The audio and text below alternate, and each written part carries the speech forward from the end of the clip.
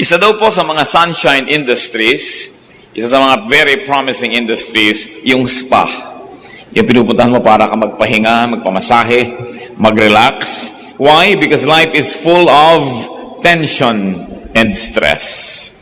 Punong-puno daw ng T and S ang buhay, kaya kailangan ay R&R, rest and recreation. At yan po ang ating pag-aaralan ngayon. Life is TNS and R&R, tension and stress and rest and recreation. Thank you, Father, that you are our rest, you are our recreation, and thank you, Lord, that by your grace, we can go through all tension and stress. Kayo, Panginoon, ang siyang magbigay sa amin ng inyong pagtuturo ngayon. Allow us to enter your holy presence, to see your face, to touch your hand, to hear your voice. Pagaligin mo, Panginoon, ang inyong salita, ang aming mga karamdamang pang-spiritual. Strengthen us with your word, purify us, and teach us. Nawa, Panginoon, bigyan mo kami ng puso na naka-focus lang sa inyo. Help us, teach us to concentrate on your message for each one of us, and we claim, each of us claims, a personal message from you. Turuan niyo po kami, take over, be the true speaker here, O God. Use your servant only as your instrument. Walk in our midst, heal us, strengthen us. Protect us from works of evil men and evil spirits. Protect us from malicious conspiracies in the evil realms against your people. Lead us, Father. Pagpalain niyo rin po mga mahal namin sa buhay na hindi namin kasama ngayon. Take over, be our speaker. We seek you, Father, in the name of Jesus, our Lord, our Savior, our friend, and our healer. Life is TNS, R&R. What about tension and stress? Marami po mga definition ang tension, but it can be simply defined as pressure. Tension means may pressure. An inner striving, sometimes a deeper meaning, unrest, imbalance, often with psychological indication of emotion. May tension. Ang buhay araw-araw maraming tension. At siguro hindi na kailangan sobrang i-define yan dahil nararanasan ng maraming tao yan parati. In life, it can also be full of stress.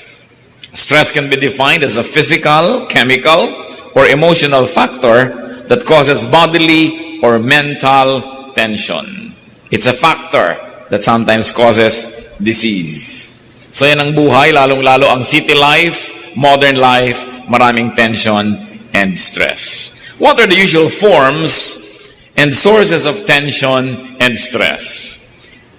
We must take note that tension and stress are not unique to modern and to urban life. Although maraming pagkakataon in modern and urban life na magkaroon ng tension and stress. Uso na yan nung araw pa. Kahit noong Ice Age, maraming problema noon, nagkakaroon ng cold ice sheets. Even during the Jurassic Age, dinosaurs were stressed among themselves. No? May mga stress and tension na rin siyempre sila. Sa panahon ng Stone Age, so, tinatawag ng mga Paleolithic period, animals and rival hunters had tensions among themselves. Trespassers and tribal wars, uso yan at nagbibigay ng stress ng Neolithic period. Kung kayo ay nagsusubscribe sa ganitong mga pagsukat ng panahon. During the Bronze Age, there was a lot of invasion, a lot of wars. And during the Iron Age, imperial wars. Dahil na-invento na yung mga espada, mga bakal, mga sibat, sobrang daming stress ng mga tao dahil nag-aagaw-agawan ng mga kingdoms. There was always, nearly always, food shortage. Lalo sa mga population centers, that was very stressful. At kung kayo ay nagkataon na slave, that's very stressful because you had no control over your life at lalong-lalo yung mga mahihirap.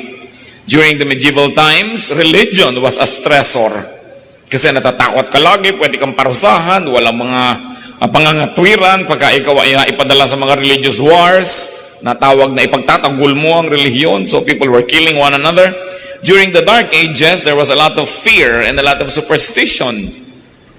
Dumaan ang First and Second World Wars, tension, stress. Wala na yatang pwedeng bagong maimbentong tension and stress. Now, what are the positive uses of tension and stress? Tension, physically, energizes. Halimbawa, yun pong pana, pag hinila mo yun, may tension. Pero pag hindi mo nung hinila, wala namang power yun eh. Hindi man makakapagpalipad yun ng pana. Yung mga gitara, Pagka hindi mo naman kinalabit yan at nahila, nagkaroon ng stress, hindi naman tutunog, hindi magkakaroon ng magandang sound. Tension stabilizes. Halimbawa, pag may bato kayong pinagdugtong-dugtong at nagiging arc, sa gitna nun, kailangan may capstone. And this is a very important part of architecture because without the capstone, and if these stones are left to relax among themselves, they'll collapse. Kaya pag nakakita kayo ng mga lumang mga building na may mga batong nagkaipon-ipon, sa gitna merong capstone yun, usually parang quarting V. It keeps everything in place. Because of the stress and the tension suffered or experienced by the stones, they remain where they are. Garter. Kung walang stress yung garter nyo, lalaglag yung ginagarteran, matatanggal. Diba? Kaya mabutit may stress. Yung rubber band, kung hindi yan na-i-stretch, and therefore there is stress there and tension, hindi niyan kayang hawakan yung gusto nyong talian niya. So, tension and stress stabilize, they challenge and develop many forms of strengths. Ang pinag-uusapan natin ay hindi lang ganyang uri ng tension and stress, kundi yung mga tension and stress na nararamdaman ng tao, nararamdaman ng kanyang katawan, at siyempre kasunod na mararamdaman ng kanyang isip, ng kanyang emosyon, ng kanyang espiritu. Now, ang sagot ng tension and stress ay rest and recreation. Halimbawa, pag kayong gitara, hinila ninyo, may tension. Pag binawalan nyo yon, luluwag, rest. Laging merong ganun ang buhay. Ang mga bato, pagka mainit ang panahon at lumalamig ang panahon, pagka gabi at araw, lumalaki, lumiliit yan. Kaya yung paa natin, hindi pareho ng size yan sa umaga at hindi size sa tanghali at sa gabi. Dahil lumalaki, lumiliit, nagkakaroon ng tension and stress. Now, what about rest and recreation, especially rest? Rest is defined as freedom from activity or labor. Very physical rest. A state of motionlessness or inactivity when you look at rest from the point of view of physics. Rest can also be tinatawag nating pahinga. No? Yung pahinga ng tao, yung pahinga ng hayop, yung pahinga ng mga napapagod. What about recreation? It means to create again, to restore, to refresh something that got tired. Someone who was stressed and who was subject to a lot of tension. What are the forms of rest? Common forms of rest: stoppage and blocking of the source of tension and stress. So, nagbubuhat ka halimbawa ng mabigat na bakal sa gym, that is the tension and stress. Pag binitawan mo yun, that's your rest. Meron kang mabigat na binubuhat, binitawan mo, rest. Meron kang inaakyat na matarik na lugar, huminto ka ng pag-akyat, rest. So, tinitigilan natin at pinapatigil ang pagdating ng stress. And what are the uses of rest? To limit tension to capacity. Halimbawa, nakakita siguro kayo mga kapatid ng mga tulay nakalagay, load limit, 10T o 10 tons. So, kailangan hindi ka lalampas pag 11 o 12 tons, maring gumuho yun at mahulog ka. So, nagre-rest ang isang bagay, ang isang tao, ang isang gumagawa para igalang yung capacity. Kaya, pinagpapahinga ng Diyos ang tao, 6 days you shall labor, on the 7th you will rest. Kasi siya ang nag-design ng tao. Alam niya na hindi kaya ng tao na magpa-trabaho ng 7 araw sunod-sunod, ng linggo-linggo, buwan-buwan, taon-taon na walang tigil, bibigay siya at magkakasakit siya o kaya mawawala na siya ng lakas. Kaya, pag nagugutom ka na ay kakain ka na, inaantok ka ay matutulog ka, season yan, magkasagot talaga, magkatumbas. So sa mga tulay, may mga load limit. Ang electrical appliance, may voltage regulation yan. Pagka 110 yan, hindi pwede isaksak sa 220, sasabog, mag-aapoy, masisira. Pati mga ilaw, kung 10 volts yan, hindi mo pwedeng lagyan ng sobrang daming kuryente dahil baka siya ay sumabog. Medicine, you have to take it in the right dosage. Because taken beyond the required dosage, it will become poisonous.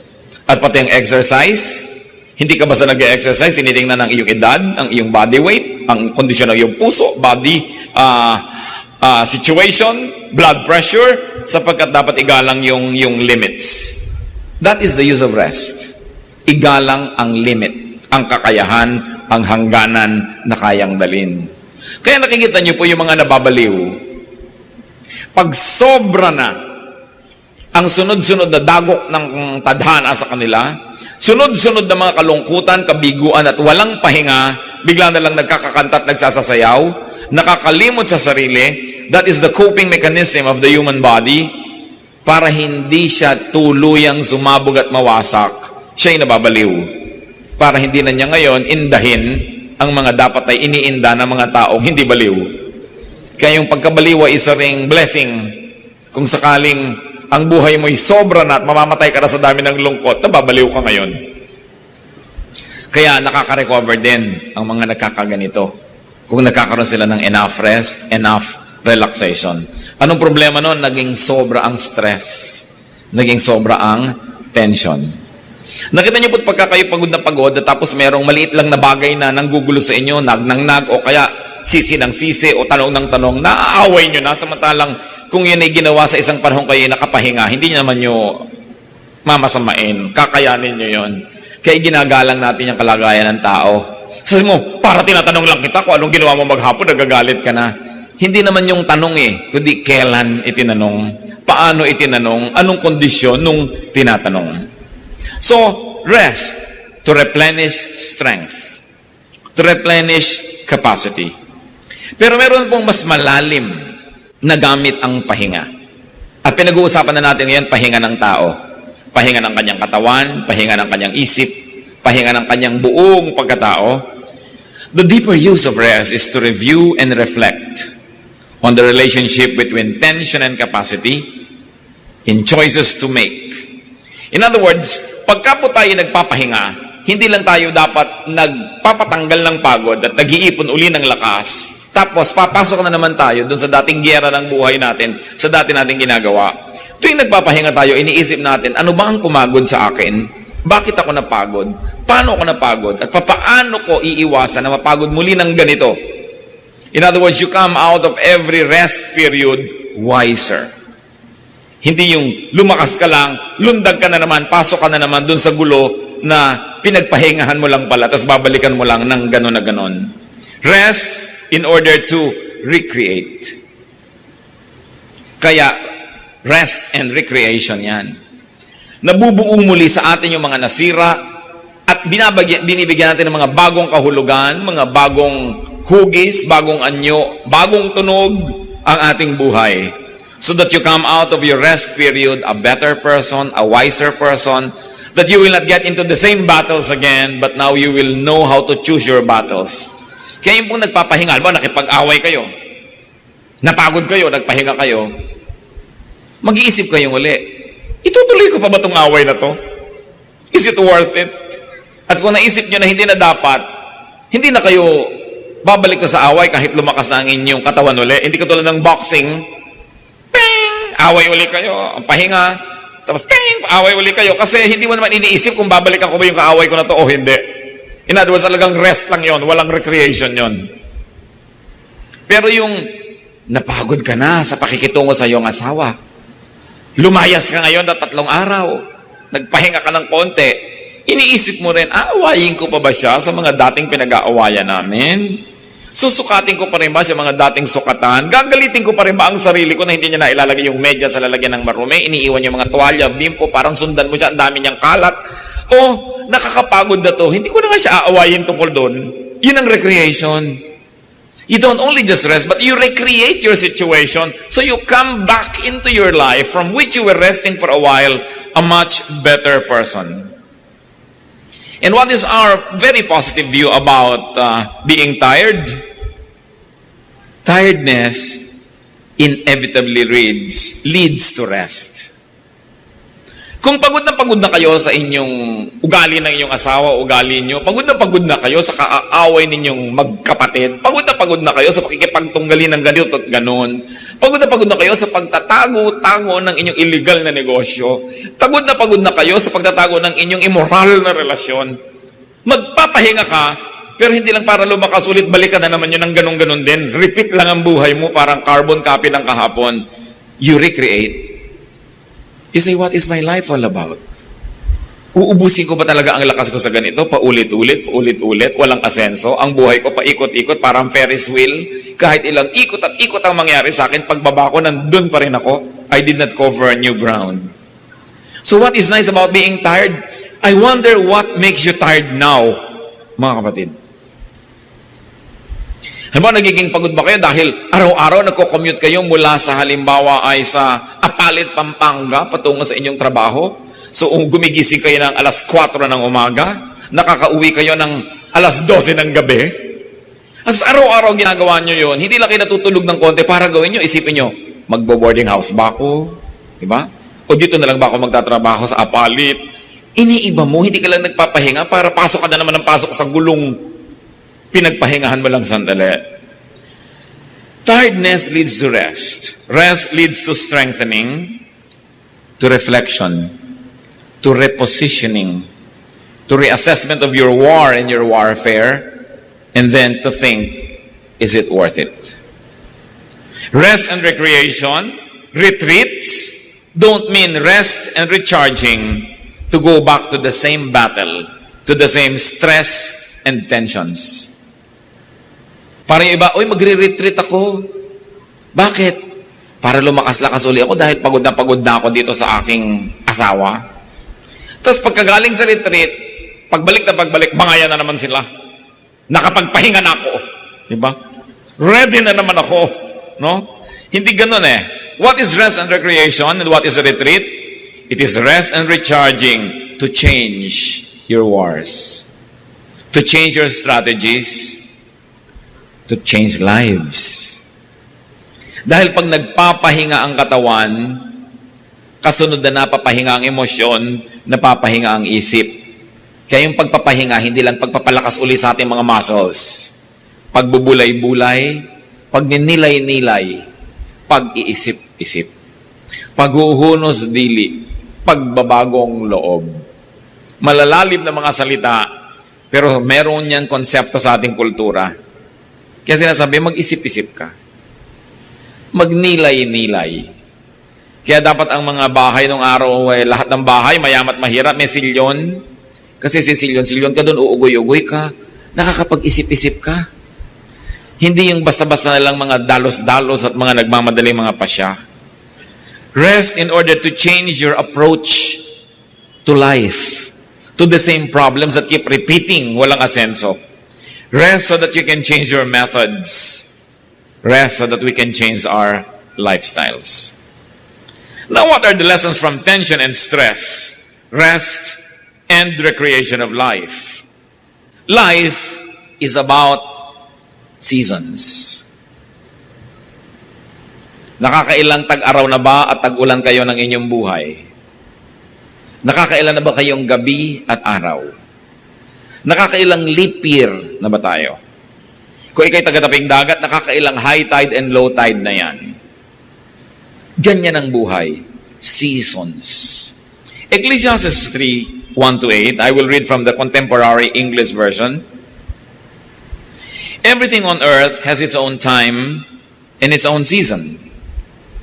There's a time for birth and death, planting and reaping, for killing and healing, destroying and building, for crying and laughing, weeping and dancing, for throwing stones and gathering stones, embracing and parting. There is a time for finding and losing, keeping and giving, for tearing and sowing, listening and speaking. There is also a time for love and hate, for war and peace. May panahon ang lahat ng bagay sa mundo. At pag inisa-isa natin yan, sabi, there's a time for birth, which is tension. Paano po ipinapakita isang batang bagong panganak? Nakasara ang kamay. Nakasara ang kamay ng batang bagong panganak. May tension. Para bang sinasabi niyang, akin ang lahat, magiging akin ang lahat, aangkinin ko ang lahat. Life begins tensed. And there's a time for death. Ang mga namamatay po, nakabuka lahat ang palad. Wala ka pang makikitang kamay na namatay na kaganyan na may hawak na piso. Kahit hawak-hawak niya nung naghihingalo, at kung pelikula yan, iko-close at tank, nalaglag yung hawak, patay. So na-realize niya, wala naman pala talaga akong pwedeng hawakan. Wala naman pala talaga akong pwedeng angkinin, so ibibigay ko ng ganyan lahat. So nakikita po natin, tension and relaxation, birth and death. Crying is tension, laughing is relaxation. Kaya sinasabi nila, if you want to relax, laugh. Watch a comedy. Have fun. Meron naman mga lungkot-lungkot na lang sa buhay, pasanaan daigdig, manonood pa ng drama. Iyak-iyak ngayon, mugto-mugto ang mata. So, lalong na tense ang tao. There's a time for weeping, tension, and a time for dancing, releasing tension. No? Nakaka-release ka ng mga toxins sa iyong katawan, papawisan ka, so you release tension. There's a time for keeping a closed fist, which is tension, and giving open fist, relaxation. A time for hate, kaka-tension. A time for love, nakaka-relax. A time for war, tension. A time for peace, relaxation. In other words, sinasabi po ni Solomon, mga kapatid, ang buhay ay ganito, tension and relaxation. Huwag na kayo magtaka, tanggapin nyo yun. Kung napatapat ka ngayon sa tension, di ma-tense ka. Ngayon, bukas, relaxation, mag-relax ka. Ang isa namang napakawala sa lugar, yung panahon para ma-tense, ay relax na relax. Mga padre de familia na wala nang malaman ng pamilya, ay relax na relax pa. Nakukuha pang manood ng TV. At meron namang dapat mag-relax, bakasyon, tense na tense ang nanay dahil kulang ang tinidor na dala, o may ganito, may ganyan. Hindi nagre-relax, dapat mag-relax. So mali, hindi sila katugma ng rhythm. What is the Bible trying to tell us? Life is about rhythms. Sunrise, sunset, high tide, low tide. Wala kang mapapala kapatid na ipagluksa ang low tide tuwing naglo-low tide. Sa matuwak at hindi, maglo-low tide at mag-high tide, lalo kung taga-Malabon ka. So, huwag mo nalang palungkutin ang buhay mo, mag-adjust ka na lang dahil andun eh. So, yun ang sinasabing mag-rest ka and mag-isip-isip, recreate. Bibili ba ako ng bota na hanggang hita? Hanggang leeg? O lilipat na lang ako sa antipolo para hindi ako bahain? Pero hindi yan garantiya. Meron tayong elder na nasa antipolo sa ibabaw ng bundok, lumubog ang bahay sa baha. Ganyan ang buhay ng tao. Maraming hiwaga. But life is about seasons of alternating rhythms and waves of tension and relaxation. Parang gitara na tense, nagre-relax, lumalabas ang musika. Jeremiah 8:7, even the stork in the sky knows her appointed seasons, and the dove, the swift, and the thrush observe the time of their migration. May oras kung kailan ang mga ibon ay lumilipad patungo sa hilaga at mayroong oras para sila lumipad patungo sa kabilang direksyon. Alam nila kung saan sila pupunta. Alam ng mga salmon kung kailan sila babalik sa mga ilog na pinagsilangan sa kanila. Alam nila at sinusundan nila ang panahon.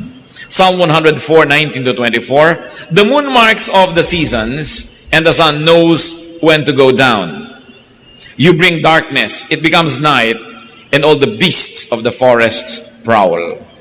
The lions roar for their prey and seek their food from God. The sun rises and they steal away. They return and lie down in their dens. Then man goes out to his work, to his labor, until evening. Ano pong observation dito? Pati daw ang mga buwan ay laging nasa panahon. Alam nila kung kailan sisikat, kailan lulubog. Pati ang mga paputok, alam nila kung kailan sila puputok at hindi. Diba? So nakikita natin na may panahon ang lahat. May schedule yan. Pagka daw gumabi na, ang lahat ng mga mababangis na hayop ay naglalabasan na sa kanilang pinagtataguan upang maghanap ng makakain. So ano dapat ang ginagawa ng tao sa gabi? Nakaligpit sa bahay niya para hindi siya maging pagkain. At kaya maraming nakakain, wala sila sa oras, wala sila sa lugar. Kaya sabi, pag sumikat na uli ang araw, liligpit na yung mga hayop, yung mga tao naman nagtatrabaho sa bukid, sila naman ang gagawa ng paraan, may panapanahon. Ngayon, nasa maling lugar ka, swimming ka ng swimming sa isang lugar na maraming buhaya, talaga magiging merienda ka dyan.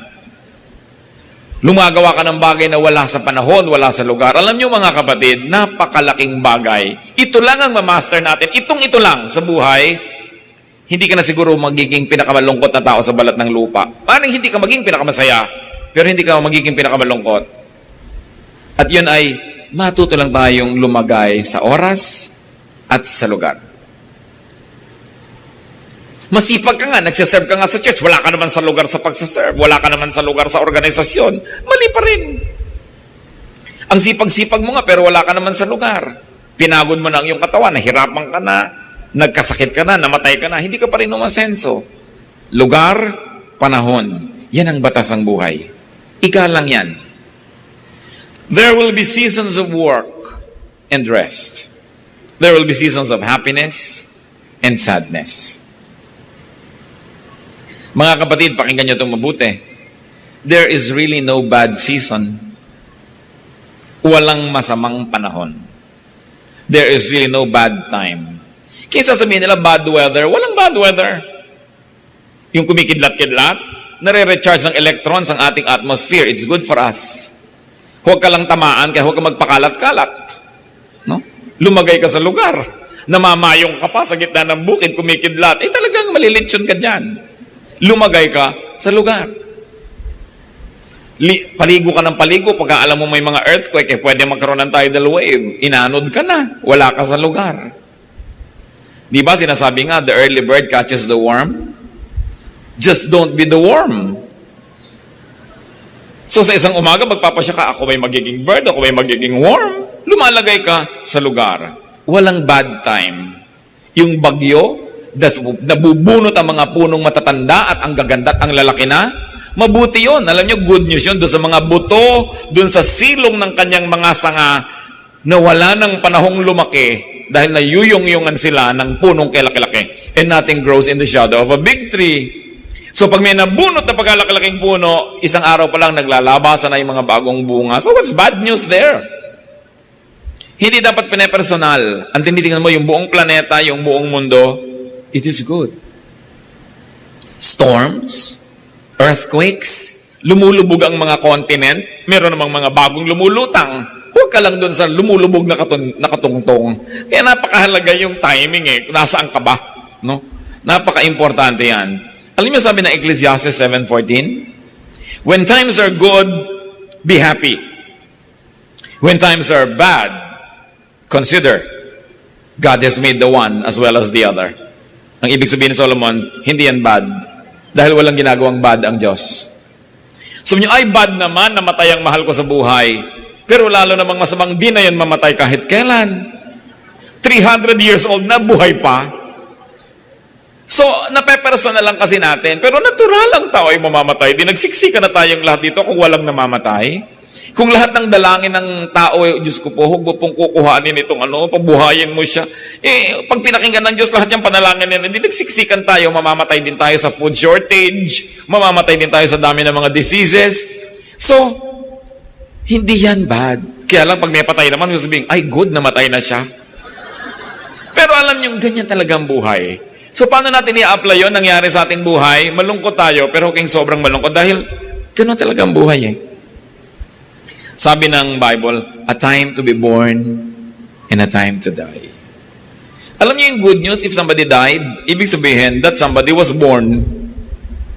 So yun ang good news, laging may kakambal. Ang dilim may kakambal na liwanag, ang gabi may araw, ang pagkapanganak may kamatayan, kambal-kambal yan. Hindi pwedeng kalahati lang. Anong gusto mo sa yoyo kalahati? Hindi yan iikot. May balance. Huwag nating sobrang pepersonalin ang mga nangyayari. Lalo't yan ay batas ng kalikasan, lalo't yan ay batas ng buhay. So how can you relax in spite of the tension? Just go with the season. Swim with the current. Flow with time. And I don't mean morally, ha?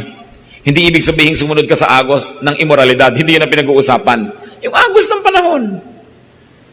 Tag-init ngayon, di mag-enjoy ka ng mga nagagawa kong tag-init. Huwag ka magreklamo ng magreklamong tag-init.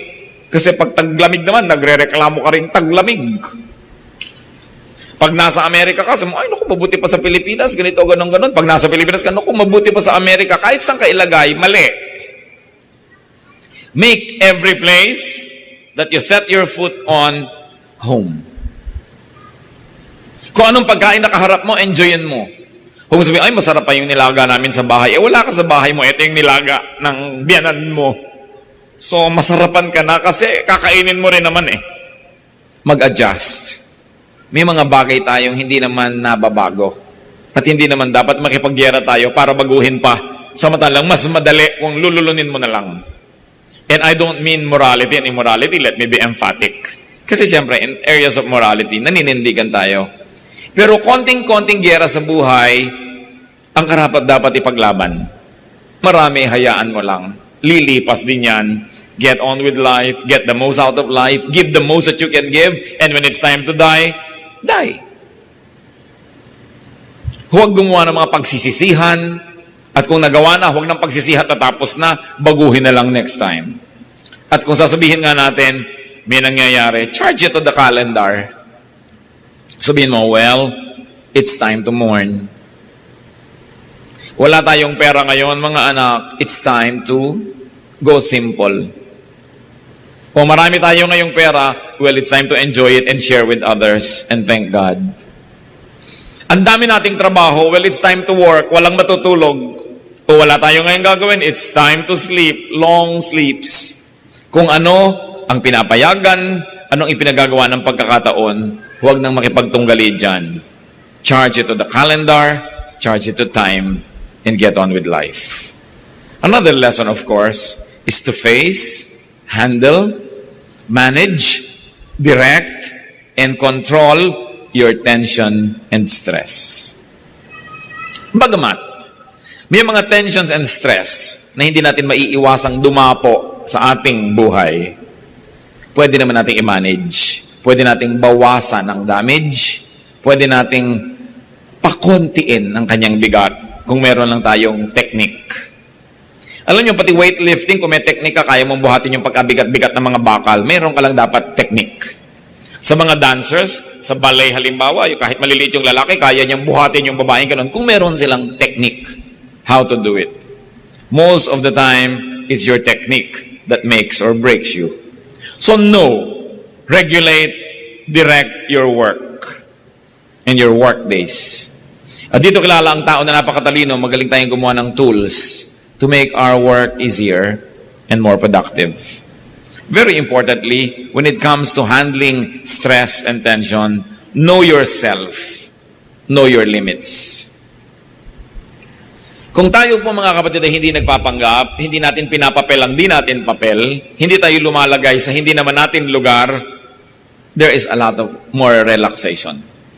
Pinang-aagaw ka ng pwesto ng may pwesto, lugar ng may lugar, pinipilit mong to stand taller than what you really are, you try to project what you are not, mahirap yon.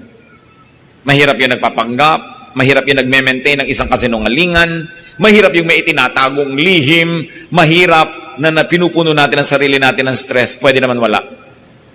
Nagpapanggap kang mapera at mayaman, yung pala'y wala, di sa umpisa pa lang sabihin, wala akong pera, di wala ka ngayong i-maintain na image. Napakahirap yung nabubuhay sa isang kasinungalingan.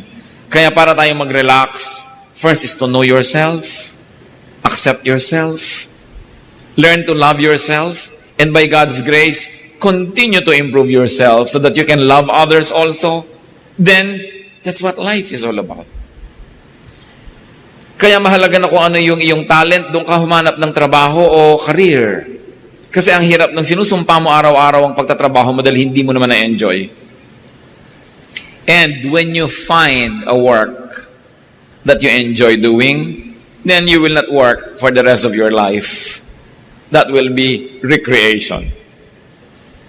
Ang mahirap, kahit ang gaan, eh, hindi mo linya sa buhay. Mahirap yon.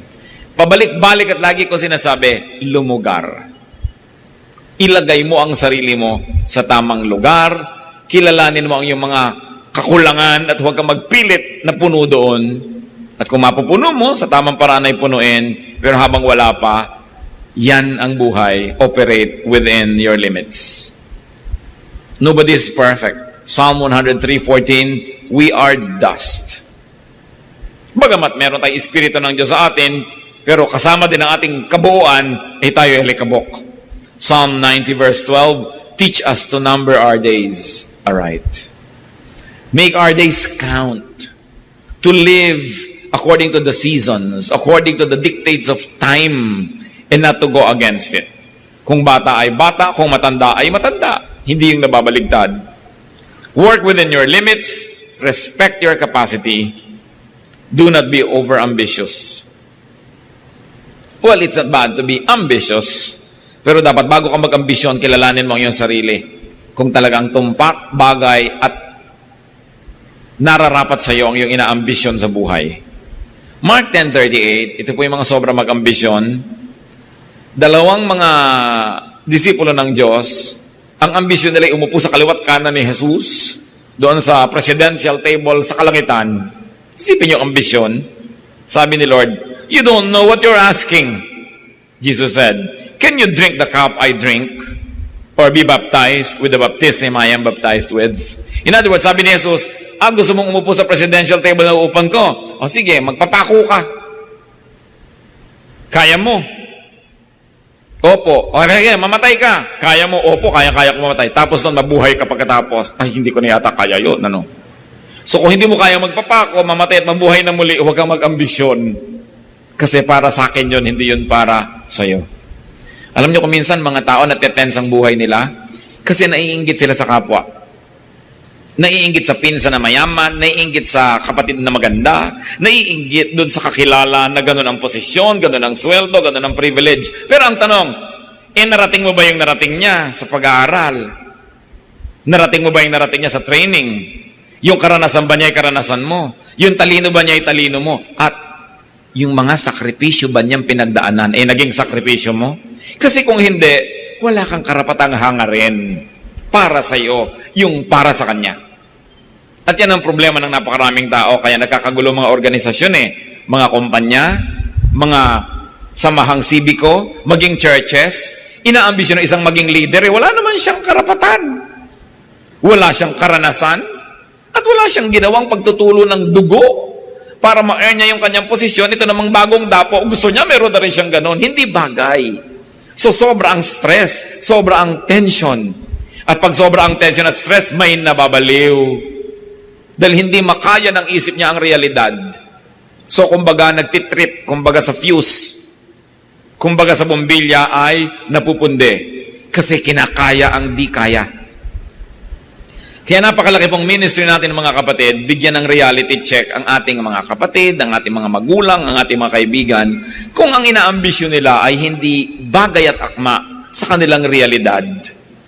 Kaya sasabihin mo, alam mo kapatid, yung inaambisyon mo, meron ka bang karanasan, meron ka bang kasanayan, may edukasyon, meron ka bang ganito at may ganon, genetically, bagay ka ba dyan? Kasi kung hindi, ibahin mong ambisyon mo, huwag mong kopyahin tong taong to. Sabi nga ni Shakespeare, desiring this man's art or that man's scope, with what I most enjoy, contented least. No? Sabi, ang saya-saya ko na dito sa kanya, hindi pa siya kontento doon kasi ang laki-laki ng mundo niya. Pero baka naman malaki yung utak niya, kaya malaki yung mundo niya. Ngayon, pag meron po tayong mga kasama, kamag-anak, kaibigan na nag-aambisyon, naiinggit, gusto niyang kopyahin yung iba, tapos hindi natin siya binibigyan ng reality check. Hindi natin sinasabing, huwag mong kamainggit doon kasi magkaiba naman kayo Sabi nga ni Jesus, "Can you drink the cup I drink?" Kung hindi mo kaya yun at hindi ikaw ang ganun, huwag mong ambisyonin para hindi ka mabaliw, para hindi ka sumabog.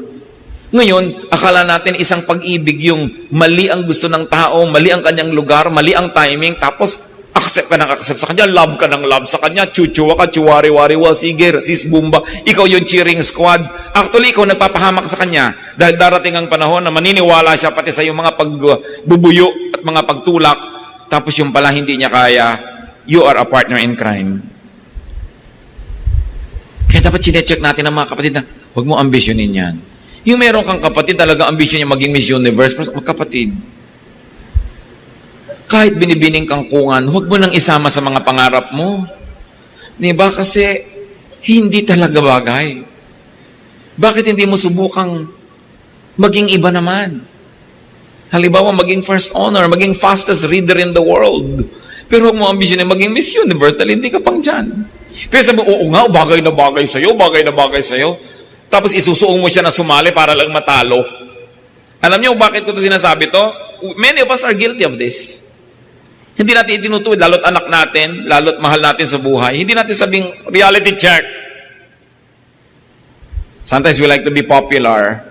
Gusto natin masabing tayo taga-encourage. Pero ine-encourage mo dahil may posibilidad.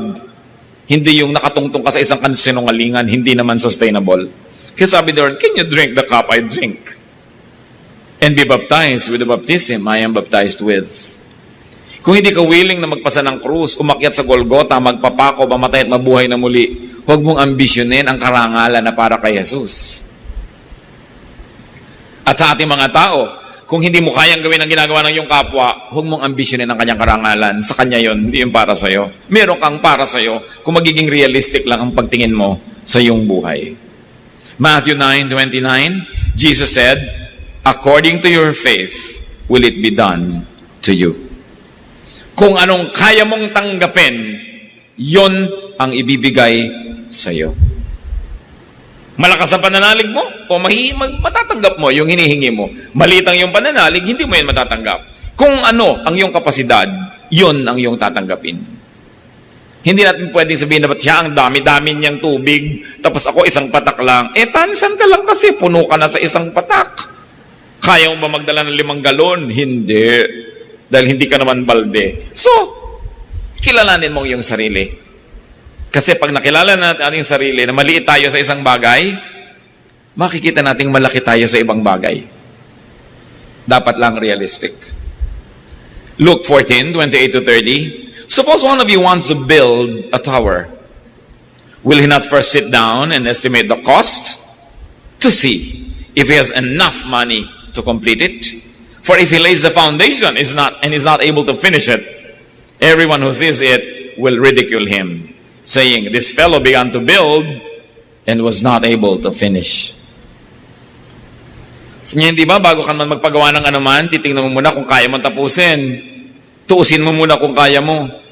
Ngayon, kung hindi mo kayang tapusin, titigil ka rin lang sa gitna. Huwag mo nang simulan.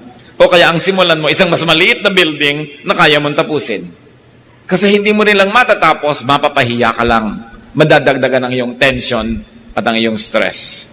At mga kapatid, isa sa mga pinakamalalaking nagbibigay ng tension and stress sa buhay, yung kumakagat ng hindi kayang ma-afford. Naguhulog ng hindi kayang hulugan. Nangangako ng hindi kayang tuparin. Standing taller than what they are. So sabi, ayaw mo ng tension and stress, huwag kang umimbento ng problema. Operate within your limits, respect your capacity. And then when it comes to rest, what's important? Have well-timed and well-spaced rest. May kasabihan po ang mga matatanda nung araw na maraming karetela, therefore maraming kabayo, at ang kinakain ng kabayo ay damo. Maraming mga kabayo dahil tinitipid ng mga kutsero, hindi pinapakaing mabuti, nagkakasakit, naghihingalo, tapos pagka naghihingalo na tsaka dadala na maraming sakate o yung damo, hindi na makain ng kabayo. Kaya sabi ng matatanda, aanhin pa ang damo kung patay na ang kabayo. Tanong ko sa inyo mga kapatid na laging pagod, kailan pa kayo magpapahinga sa loob ng kabaong? Kailan ka pa magpapahinga kung patay ka na? Kailangan binibigyan natin ng priority ang pahinga. Kahit tayo merong deadline, mabuti nang hindi mo nabit ang deadline kaysa ikaw na dead. Lagi ka na stressed, maraming umaasa sa'yo, marami kang pangarap, pero huwag mong papayagan na hindi mo i-match yung ginagawa mo sa capacity mo. Kasi bibigay ka rin. Exodus 31:15, utos ng Diyos, for 6 days, work is to be done, but the 7th day is a Sabbath of rest, holy to the Lord. Huwag niyong kakalibutang magpahinga. Bagamat maraming tao, dapat ay pagtrabahuhin dahil ang nalimutan niya magtrabaho, puro pahinga ang inatupag. Pero yung sobrang sisipag din, hindi yan virtue. Dapat nagpapahinga ang tao. Diyos na ang nagtakda. Siya ang designer natin. Alam niya kung hanggang saan ang kaya. Kaya pati nga po ang mga disipulo ng Panginoong Jesus, sila ay napakaraming pinapagaling, pinapayuhan, ipinapanalangin. Pero sa dami ng taong hindi tumitigil ang pagdating, parang agos ng tubig ang dating nila, niyaya ng Panginoon ang kanyang mga disciples na iwan ang mga pasyente at gutom at magsarili sila sa isang tahimik na lugar para magpahinga. Mark 6:31, come with me by yourselves to a quiet place and get some rest. Yan ang sinabi ng Panginoon. So hindi ko mo kayo ay nasa ministry, naglilingkod sa Diyos, nasa mission, ay di na kayo magpapahinga. Ang Panginoong Hesus ay napakabuti, ang ating Diyos sa langit, ang Ama ay napakabuti, itinuturo ang pagpapahinga. Si Elijah, isang propeta na super prophet, napakarami niyang nagawa dahil binigyan ng Diyos ng kapangyarihan. Pero dumating ang panahon, gusto na rin niyang mamatay kasi nasobrahan ng pagod. 1 Kings 19, 4-5 and 7-8. He came to a broom tree, sat down under it, and prayed that he might die.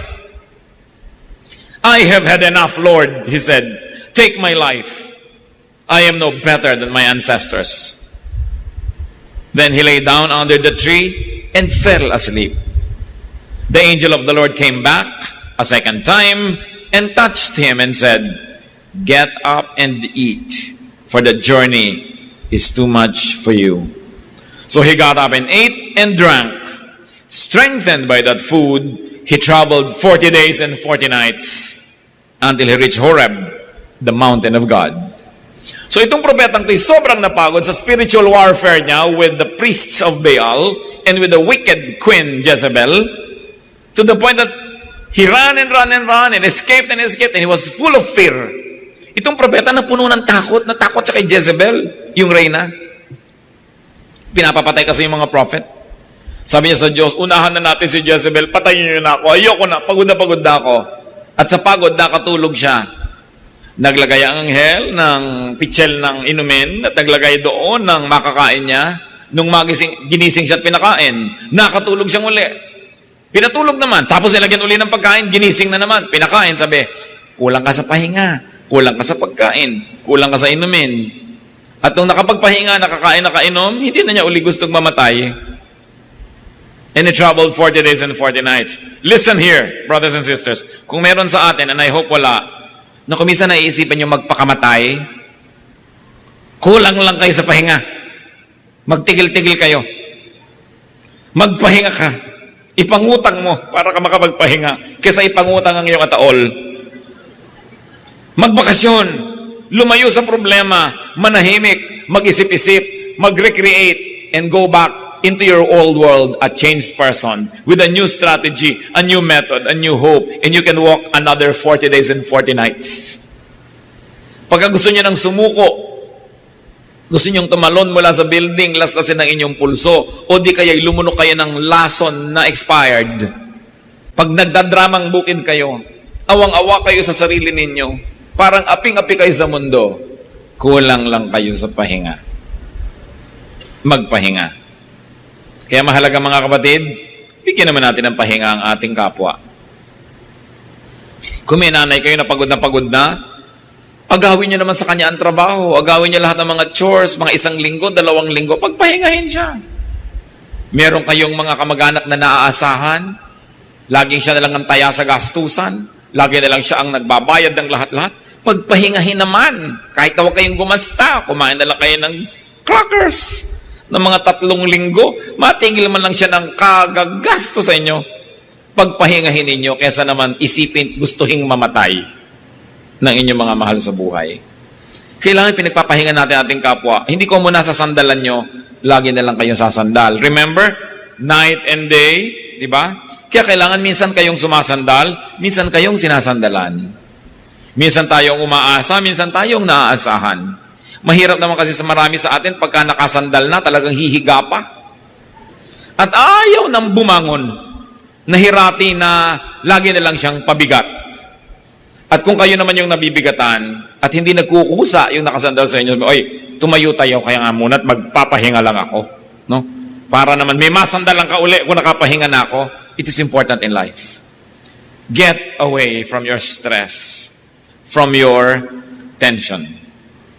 So rest to stop the tension and the stress. Rest to recover strength. Rest to reflect on your life, on your work, on your war, and on your warfare. Many fears are born of fatigue and imaginings. Kaya mga taong pagod, matatakotin din. Napakaraming kinakatakutan, natatakot baka magyera, baka maubos ang tubig sa planeta, baka mag-global warming. Lahat na kinatakutan. Pagod kasi. Pero pagka naman nakapagpahinga na, naku, nakikita na yung dumadaang gwapo, nai-inlove na, nalilimutan na ang global warming, no? Kasi nagkakaroon ng pahinga eh. Importante yon. Recreate and rest to recreate. Psalm 1, 1-2, Blessed is the man whose delight is in the law, and on his law he meditates day and night. You want to keep your balance? You don't want to lose your bearings? Meditate on the Word of God day and night. Diyan natin makikita ang mga sagot sa ating mga tanong. O diyan tayo matututo ng mga dapat itinatanong sa buhay para malaman natin yung mga hindi naman dapat ang ipinagtatatanong at walang katuturan, pinagtatatanong pa. Meditate on the Word of God. Magpahinga. At hindi po lahat ng paghiga ay tinutulog. Kasi kung minsan yung nakahiga ka, rested na rested ang iyong body, umaangat ang iyong level of consciousness to the point that you can get to a spiritual dimension, that you can commune with God. Psalm 63:6, sabi ni David, On my bed I remember you. I think of you through the watches of the night. Sa lahat ng oras ng gabi't bahagi ng gabi hanggang ang umaga, ikaw ang aking pinag-iisipan. Ibig sabihin, gising siya. Merong portion, that very thin moment and line between being awake and being asleep, that makes a spiritual communion more meaningful. And you should know that dreams and visions come through sleep. Kung minsan ang guidance pa lang kailangan mo sa Panginoon, ibibigay niya sa mga pahimakas, sa mga panaginip. Alam niyo, napakaraming taong kinausap ng Diyos sa panaginip. Imposible bang kausapin kayo? Kaya lang, ang nananaginip ay yung hindi sobrang lalim ang tulog. Pag sobrang pagod ka rin, mahirap nang managinip pa. No? Kaya dapat din, hindi pinapagod sobra ang sarili. Daniel 7:1, Daniel had a dream, and visions passed through his mind as he was lying on his bed. Merong tinatawag na twilight zone, na half awake, half asleep. And you should give yourself that kind of time. Hindi yung panood ka ng panood ng video, nakakatatlong palit na ng video hanggang hindi talaga nagdidikit ang mata mo, hindi mo papatayin at di ka matutulog. Wala ka ng panahon mag-vision noon. Wala ka ng panahon mag-dream. That's why we've got to give ourselves the space so that God can talk with us. You have to plan, protect, even beautify your rest, your sleep. Mga kapatid, baka naman ilang buwan, ilang taon nyo nang ginagamit yung una ninyo na ubod ng laki o ubod ng liit. Mano ba naman bumili kayo ng perfect unan? Yung una na bagay sa inyong leeg, sa inyong mukha, yung curvature ng inyong likod ay tamang-tama. Ang matalinong tao, matapos siyang mag-invest sa necessity ng pagkain, mag-i-invest siya sa good bed. Baka naman yung kama nyo, ang mga paa na ay lata ng floor wax. Nakalundo na yung likod, tinutusok lang kayo ng mga spring at kung ano-ano. Tapos kung saan-saan kayo nag-uubos ng pera, magandang cellphone at kung ano-ano. Samantalang yung kama, sabi nga ng advertisement noon, I want 1/3 of your life. Because normally, you spend 8 hours on your bed. That is 1/3 of 24 hours. It's 1/3 of your life. So if you live to be 60, 20 of those years, you were in bed. Bakit nyo hindi gandahan ang kama nyo? Hindi nyo gandahan ang inyong kwarto. Hindi yung paghiga mo, may kawali sa likod. Ay, ba't may kawali dito sa likod ko? May sapatos, mayroong thumbtacks, nandun na lahat. No? Kung matalino ang tao at meron naman siyang gagastahin, aayusin niya ang kanyang higaan, ang kanyang bedsheet, ang kanyang kama. Kasi sa pagtulog ay maaari siyang managinip at makatagpo niya ang Diyos. Napakahalaga ng tulog. Hindi yan, alam niyo, mag-asawa, o kaya may mga anak kayo, dapat wala kayong TV sa kwarto. Kasi gusto mo nang matulog, nanonood pa yung asawa mo, inis ka. O kaya, hindi ka naiinis dahil nanonood pa siya dahil gusto mo na siyang makatabi. Panood pa ng panood. No? Kaya dabog at dabog nang inabot mo hanggang nag-umaga na, ayaw mo talagang magsaing. Lang inatupag TV. No? Alisin nyo sa kwarto yan. Hindi yan magandang habit. Dapat pagpasok nyo sa kwarto, matutulog kayo o magkukwentuhan hanggang antukin at magpahinga. Subukin nyo. Ginagaya nyo kasi mga Amerikano may TV sa kwarto. Kaya ang laki ng diborsyo dyan eh. No? Dapat nasa ibang lugar yan. Huwag gayahin pati ang mga kapintasan ng ibang lahi. So, for those who are ready and those who really work, rest is not a luxury, it is a necessity. Don't feel guilty for resting. Don't feel guilty for having vacations.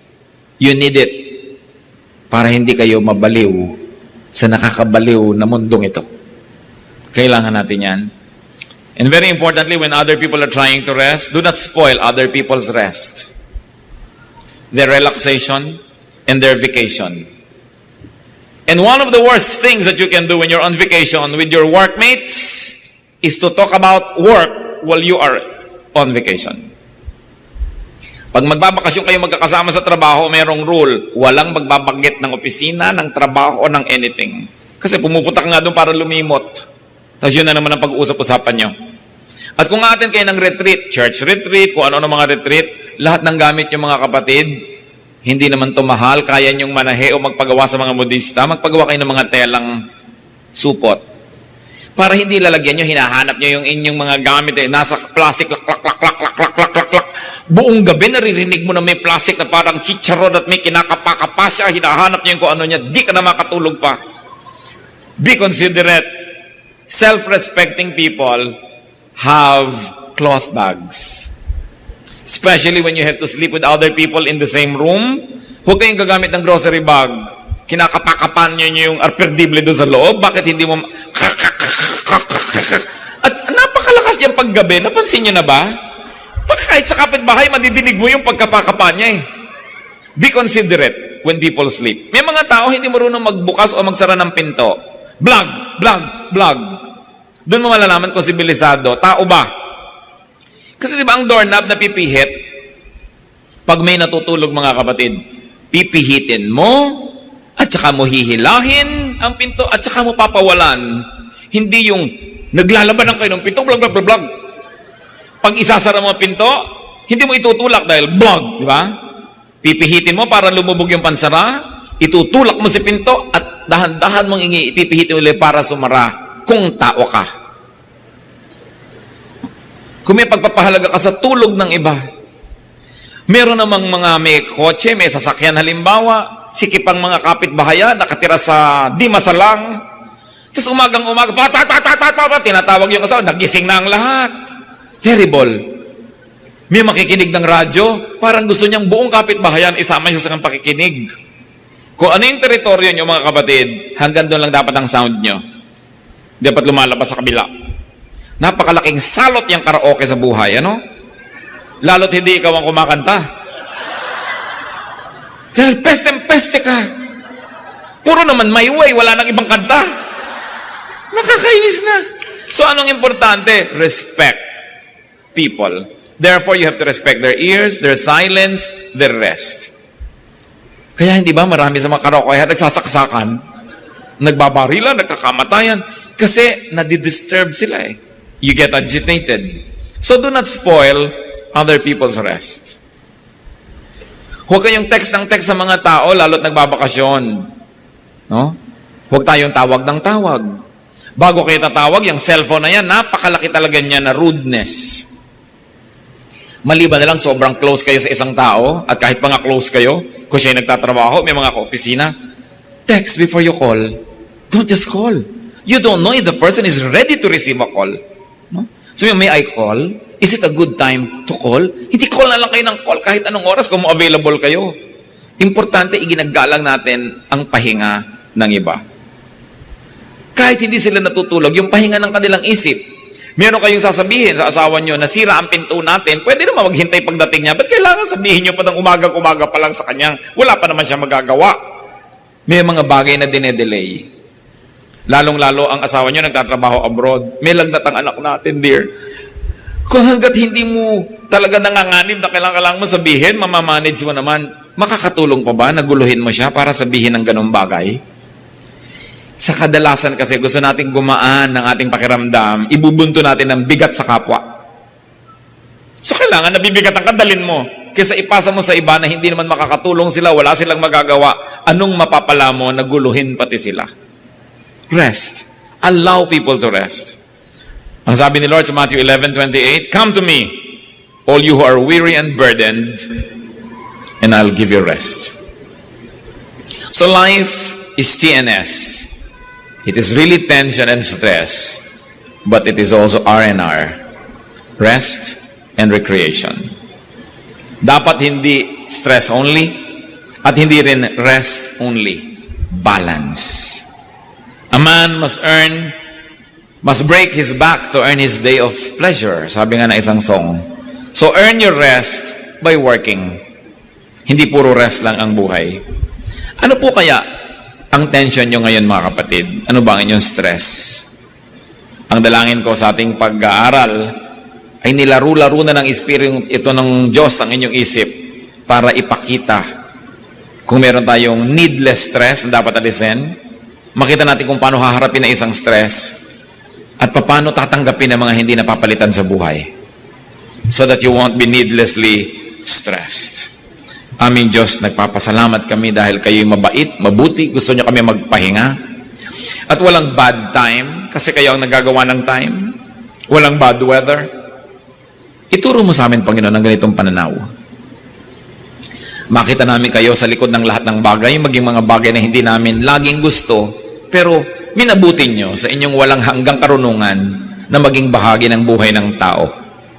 At dahil minabutin nyo, ito ay mabuti. Turuan nyo kaming tanggapin ang hindi namin kayang baguhin ang mga pwedeng baguhin, at turuan mo kayong paano babaguhin sa tamang paraan ang mga pwede at dapat baguhin. Ipakita mo sa amin ang style namin, methods na nagdadagdag ng stress sa aming buhay. Teach us to improve. Ituro mo rin sa amin kung paano kami nagpapabigat sa kapwa at kung paano namin mapapagaan ang dala ng mga nagmamahal sa amin na napakarami ng dinadala sa buhay. Salamat na lang nandiyan kayo, O Diyos. Maaari namin kayong hingahan. Maaari pa nga namin ibigay sa inyong mga kabigatan namin because you, O Lord, Jesus said that we should give our burdens to you. Ito, Panginoon, ang ituro nyo sa amin how to give our burdens to you. Paano kami magtitiwala habang kami na may gumagawa ng kaya namin gawin?